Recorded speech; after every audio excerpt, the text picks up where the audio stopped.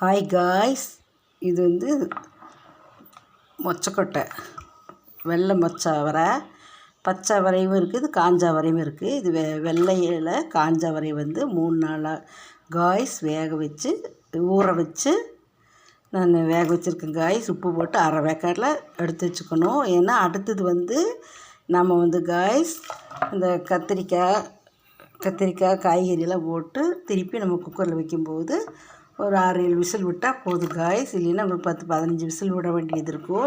ஏன்னா காஞ்ச பச்சை வரையலவா காய்ஸ், அதனால் உங்களுக்கு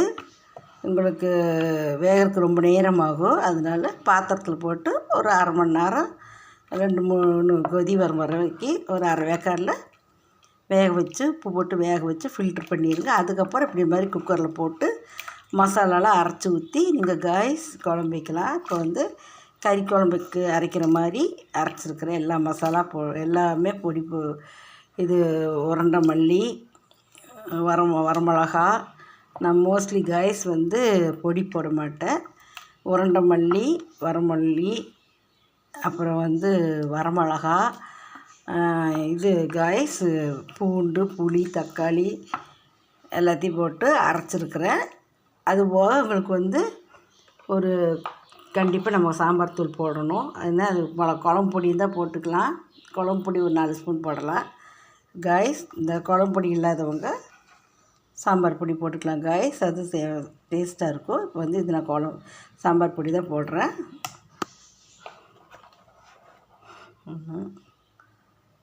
1 2 3 4. இதோட டேஸ்ட் தனியாக இருக்குது. இது ஒரு டேஸ்ட்டு சூப்பராக இருக்குது காய்ஸ். அப்புறம் அரை முடி தேங்காய் போட்டு எல்லாம் போட்டு அரைச்சி ஊற்றிட்டு இப்படி இதை பாருங்கள், சாம்பார் பொடி. குழம்பு பொடினாலும் ஒன்று தான், சாம்பார் பொடினாலும் ஒன்று தான் காய்ஸ். அதில் என்ன நம்ம வெந்தயமெல்லாம் போட்டு நிறைய அரைச்சி குழம்பு பொடின்னு வைப்போம். இது சாம்பார் பொடி கொஞ்சம் கம்மியாக போட்டிருப்போம் காய்ஸ். இதுதான் டிஃப்ரெண்ட்டு.